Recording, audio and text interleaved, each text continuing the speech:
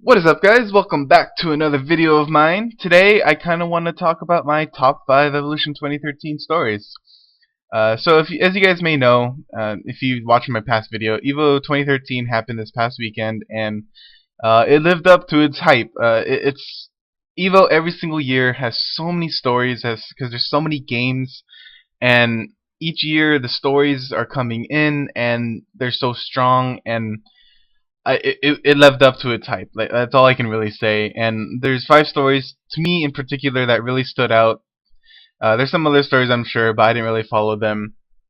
But basically, these are my top 5 stories, and I kind of wanted to go through them with you guys.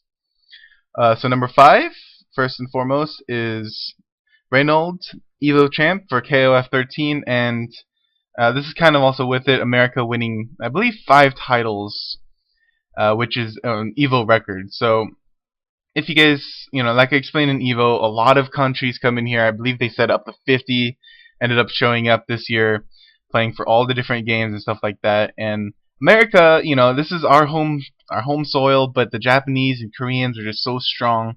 And then the KOF, I believe the Hispanic or Mexican, I'm not sure who the strongest are there, and the Koreans are also very strong in KOF.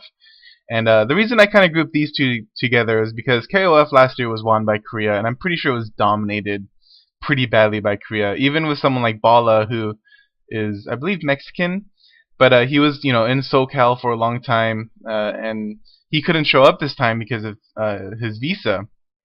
And so, looking not as strong, we had a couple like Reynolds, of course, and AGE Romance, both two strong American players, but it was definitely a question of can we beat Korea. And Reynolds, as you can see, if you can see the picture in the background here, Hee San Woo on the left this is grand finals. He was on the winner's side, so Reynolds had to reset the bracket, three out of 5 matches here. And as you can see here, it came down to the last character, and Hee San Woo on a Pixel of Life. Reynolds makes a mistake of drinking one time, and Kim punishes it with, I believe, I don't know what they call it, a super.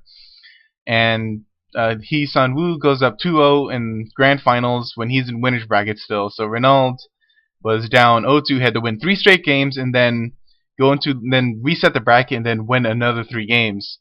And Reynolds ended up doing it, a great comeback. I wish I could have seen it. I just heard about it, but it was really surprising. Reynolds is a SoCal guy, like where I live, and it was such a good story to hear about it. He had been a strong player for a long time, showing a lot of tenacity to win and stuff like that. And it was really cool to see him win. Congrats to Reynolds, and the KF 13 really showed it up there, even though it was early at 10 a.m., which is why I couldn't see it. And yeah, I'll be posting links to a link to the finals day, so that you guys can also view it. Number 4 is Chris G did not win a single Evo, well, a single game, and I said some bad words about Chris G, but he's such a strong player, and I'll be honest, I tend to hate the strongest players, but Chris G, I don't believe he was even in a grand finals and everywhere, but he was such a strong competitor in so many games. Even games like Street Fighter, where he wasn't really known for, Street Fighter Cross Tekken, and then of course also Injustice and Mortal Kombat, and of course his best one, Ultimate Marvel vs. Capcom 3. And he did not take that one, and he did not take any of the other 3. He had been dominating the road to Evo majors with like CEO and NCR and all those kind of games, or all those majors, and he did not win a single one. And this screen cap here, as you can see, is Chris G down 1-0. You can see the time there. It is 14 seconds, and Chris G ended up having a pretty bad clash there, and he ended up losing on timeout, and Chris G was knocked out of Injustice, I believe being 4th, being his highest placing. He got 5th in Ultimate Marvel. He didn't do too well, I don't think, in either of the Street Fighters, though. And I'm not sure about Mortal Kombat. I didn't check that one. Injustice and Mortal Kombat are the 2 games I really didn't follow much at all. But yeah, Chris G, I don't know how he's feeling. I know he has a lot of hecklers and critics and stuff like that, and I'm kind of one of them. But I hope he keeps going. He's such a strong player. Evo is such a hard thing to win in general, so I hope he's not too down on it. He didn't want to actually enter Ultimate Marvel vs. Capcom 3 for the longest time because he felt like he had nothing to gain there. But for me personally, entering it, playing his hardest, he got my respects even higher for him. He's such a strong player, and I understand where he was coming from. The Evo money pool is not the strongest. He had won every major except for like 2 before then, and he really showed that he has the guts. Like I don't know if he's maturing or whatever, but it was really good to see him entering. It wouldn't have been a top 8 without him. He's such a strong competitor. He's what people are calling like the next Justin Wong. And yeah, so I'm glad he entered it. And yeah, I hope he enters more, and I hope he continues to dominate and really just build his I don't know, his skills, I guess. Okay, that's number 4. Number 3 was Super Smash Brothers. So I didn't really have a specific story.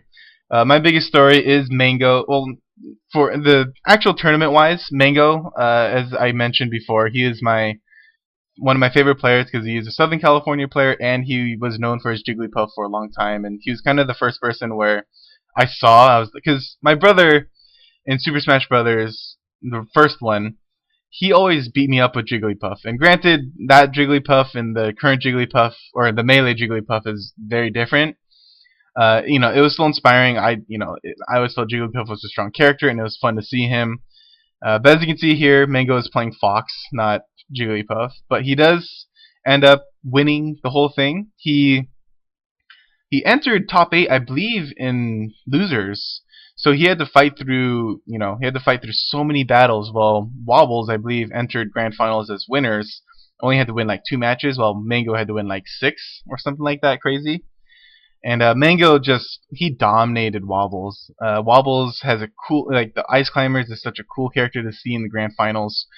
If you guys know Smash Brothers, it's usually a Falco, Fox, and Captain Falcon fest, with the occasional Jigglypuff like Hungry Box and Sheik is the other one. But it was so fun to watch Mango. Mango really can play to the crowd. He can really feel himself. He's such a strong player.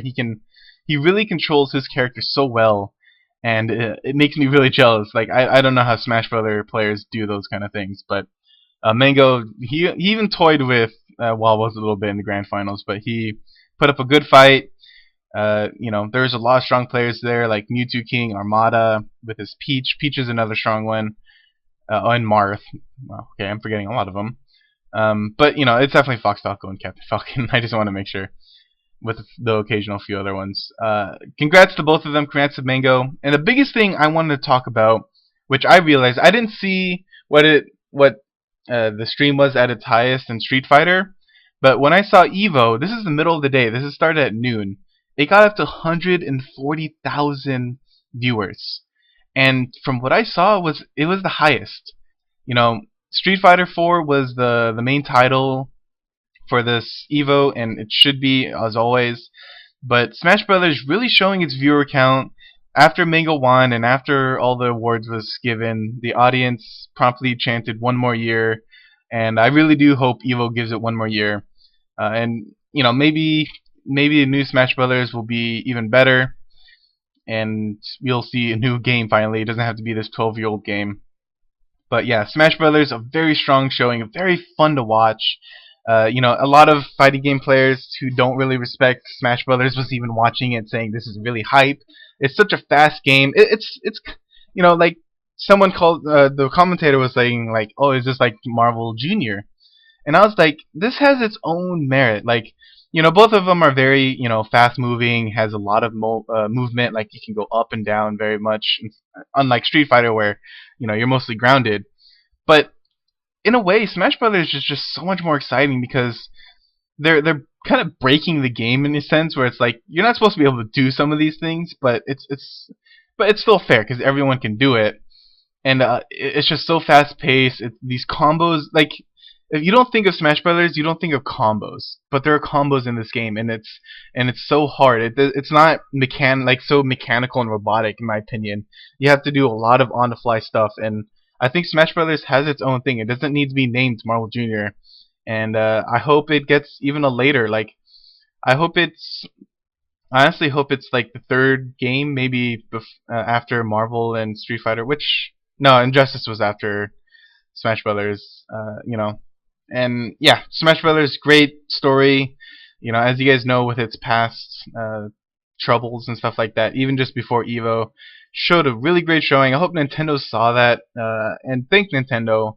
People should thank Nintendo for letting them stream. You want to kind of tell them in the face, going, "Look at that, 140,000 people. That's more than Wii U sales, probably."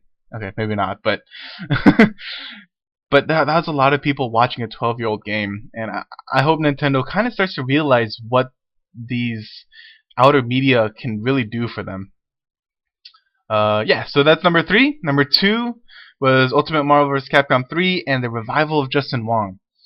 So this is probably the biggest turning point for Justin Wong. He entered Marvel vs. Capcom 3 top 8 winners, and then I believe he lost to Flocker in the very first match. And he won a couple of matches, and he was still using his Wolverine Storm Akuma. A lot of people, he made top 8 just for every major he went to, basically, using this team. Akuma is a very good assist, but not the greatest anchor. Storm, not a good assist, not a good character, really. And then Wolverine was his best character, but you look at someone's team like Chris G there. You have Morgan, Dr. Doom, Virgil. Morgan, very, very strong character, has very good defensive options, has good offensive options, has good supers, has everything. Virgil, same thing. They all have maybe 1 or 2 weaknesses, and that's about it. While Storm doesn't do damage, she doesn't have a lot of life, blah, blah, blah, blah. And Justin Wong here, as you can see, he went down 0-2 to Chris G against this Morgan fireball spam. And he was down to Storm, and that's how much life she had. Like it wasn't just Chris G like doing that much damage and then Justin Wong X Factoring. He came in with a really low life Storm against Half-Life Morgan and Virgil, and Justin Wong clutched it out. This was his last game if Chris G had won, and Justin Wong he's known for this. There's called the Wong factor for a reason, and Justin Wong came out strong. He went to grand finals. He reset the finals on Flocker, who would beat him 3-0, I believe, in winners. And but in the end, Flocker did end up winning Ultimate Marvel vs. Capcom 3. But Justin Wong, with his play, his team, was just so inspiring. A lot of people were saying like Justin Wong won Evo, even though he didn't win Ultimate Marvel vs. Capcom 3. It was very inspiring. It makes you kind of go like, what can Justin Wong be? Like everyone was saying that with Chris G before he put on Virgil and learned the infinites. People were like, what can Chris G do? If he had Akuma beforehand, it's like, why not put a Virgil in? What can he do? And we saw what he could do. Justin Wong sticking to his roots, but showing a very strong performance once again. He also got second on Street Fighter Cross Tekken 2 Infiltration, so a couple of second places there. Not the greatest finishings, but did a really good job. Another story actually with Ultimate Marvel vs. Capcom 3 was, to me, since I'm from Southern California, was the showing of Southern California. There was, I believe, 3 of them. Let me think. Justin Wong. I don't care what anyone says. Justin Wong is Southern California for at least Ultimate Marvel vs. Capcom 3. He came from the East Coast, but ever since Marvel vs. Capcom 3 came out, he's been in Southern California. So for this game, he is a Southern Californian player. So he got second. I guess Southern California's cursed to that. Angelic, he's from Arizona, but he went to, I believe, Winners Finals and got third. And he... let's see, or did he get to Winners Finals? I can't remember. I think he did. He is from Arizona, but he's been playing a lot with Southern California. He played for the Southern California team at Final Round. And I believe he's even considering moving out. He has a Shumago Wrath, very cool team. And then, I can't remember all the players. And then, of course, the unknown This might have been the last one. The unknown was Cloud 805. So Cloud 805 is a Southern California player. If you know what 805 is, it's an area code for Southern California, which I'm pretty sure that's what it is. He's an online player. He is pretty well known on that place, but Marvel vs. Capcom 3 is not known for its online play. Like Street Fighter Cross Tekken, online players do well in tournaments. In Marvel vs. Capcom 3, it is always the offline players, the strong players. And he broke into top 8. He's surprising everyone with his Zero Dante Virgil, or I think it's Zero Virgil Dante. And a very strong player. He seemed to drop a lot of combos, but he ended up beating Filipino champ for, I believe, a 4th place finish. And so very strong play there. Overall, you know, Filipino champ was another favorite. Only got 5th place, I believe, with Chris G. And yeah, it was a really fun to watch. A lot of, you know, a couple of unknowns, couple of, you know, knowns, of course. And yeah, really fun to watch. Ultimate Marvel vs. Capcom 3. Always fun to watch. And yeah. And the last but not least, the biggest of the biggest was Street Fighter. So Street Fighter 4 had the most participants, and it's almost always the top line game, even though in majors Marvel vs. Capcom is usually the biggest game. But with EVO, there's, I believe they said like 80 Japanese, or 50, 60, or 80, I can't remember the specific number. Japanese players, you know, like 100 Canadians, 100 plus Canadians. Just a crazy amount of foreign participants. And top 8 just had so many stories. We had PR Balrog, who had beat Infiltration to get into top 8 winners of Street Fighter. We had 4 of the 5 Japanese gaming gods in Daigo, Takedo, Haitani with his Makoto, and oh, what was it? Crap. Daigo, Tokido, Haitani. Oh my god, why am I blinking?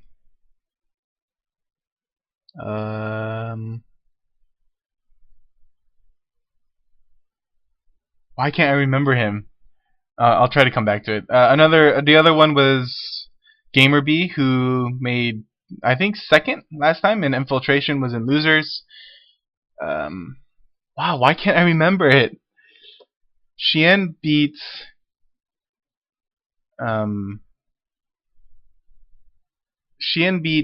Takedo. Okay, I'm just gonna look this up. You guys are gonna have to wait. Evo, sure. But basically, you know, 4 of the 5 gods. The 5th god was not even at Evo, so that, you know, just shows how strong these characters still are. Takedo actually beat Daigo and put Daigo in losers, and a 7th place match with Daigo in Infiltration was just insane. Very strong players there. Oh, Sako. Yeah, that's right, Sako. Shin beat Sako, not Takedo. So yeah, so sorry. Very strong play from everyone. You know, Takedo had put. You know, Takedo is one of those Japanese gods that I felt was just better at multiple games rather than at Street Fighter. He's good at Street Fighter, but it seemed like he was one of the more beatable Japanese players.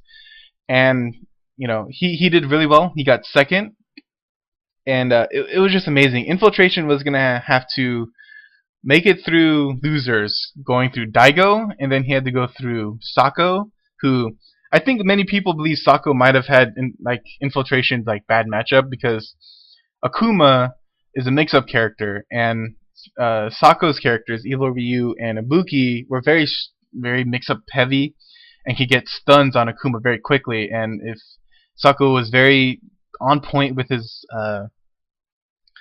what is it called? His execution. Jeez, I'm really blanking out now. And yeah, so 7th place was Daigo and GamerB with Ryu and Edan. Haitani, very fun. Oh, he played Rufus? Haitani, very fun Makoto player to watch. Like, it's just like, if you he will play on defense the whole time, because that's kind of how Makoto is. But just once he got started, it went from 0 to stun so quickly, and it was just, Makoto is such a fun character to watch, and I'm glad he came out for Evo. He ended up playing 5th with Sako. Infiltration, or PR Balrog, the only American hope, did very well for himself, got 4th. ended up beating. He lost to Takedo, and then he beat Haitani, and then I think he lost to Infiltration. And Infiltration got third, actually, losing to Takedo, surprisingly enough. So that was losers finals, Infiltration and Takedo. Shien ended up putting Takedo into losers, and that was an Akuma versus Akuma, and it was hilarious because Akuma, one of Akuma's biggest tools is his jump back air fireball, and he makes this weird weird noise, and so the crowd started chanting that because it kept doing it over and over again, and there's two Akumas, so it kept going on. PR Balrog also had a very good set with Infiltration. I believe he ended up going every top 8 was 3 out of 5. PR Balrog, I believe, ended up putting Infiltration down 2-1 or 2-0 even, and Infiltration brought out the Hakan and destroyed PR Balrog's Balrog. And in the end, Shien from Singapore, outdoing everyone, not losing a single set, staying in winners, beating Tokido, beating who else did he beat? Sako, I believe, and just really dominating the competition. Shien, very strong player. He was one of those. It was him and Infiltration that were really highly expected to win, and it was a lot of good work for them. Shien has put an interview out there saying that he plans on leveling up the Singaporean, I don't know if that's the right word, community, and if he's a good teacher, as good as he is a player, that is a scary thought that another country might become dominant, like in Infiltration with Korea, of course Punko and Laugh as well, and then Gamer Beast from, I believe, Taiwan. It's just a scary deal. Street Fighter 4, it's an older game, and of course as you can see here, they announced Ultra Street Fighter 4. Street Fighter 4, it's a game that you just kind of forget about until EVO comes around because you don't have the Japanese players. But then it comes around and it's just it's amazing. Every single match, throughout all the tournament, every single game, they're like, oh, this could have been a grand finals match. This could have been Street Fighter 4 was the definition of that. When you have Daigo and Infiltration playing for 7th place, that's a grand finals match. That was a grand finals match at the Street Fighter 4 25th anniversary, which was qualifiers everywhere. And then of course you had players like Shien versus Takedo, or Takedo versus Infiltration, or Haitani versus PR Balrog. These were great matches, and it even goes down even further with a lot of Americans not quite making top 8, with Snake Eyes getting 9th. Good job to him with Zangief. Punko with Seth. Dako, the stronger Chinese player this time. Zhao Hai was out very, very quickly. But yeah, it was a great tournament. EVO is always a good tournament. I definitely recommend next year. I want to get out there one year, but I don't know. I'm not good with crowds of people either. But they stream it every year. I'm going to put some links probably somewhere on this page as an annotation and in the description. Hope you guys enjoyed it, and I'll see you guys next time. Sorry if I kind of lost myself at the end there. But yeah, hope you guys enjoyed, and see you guys later. Adios.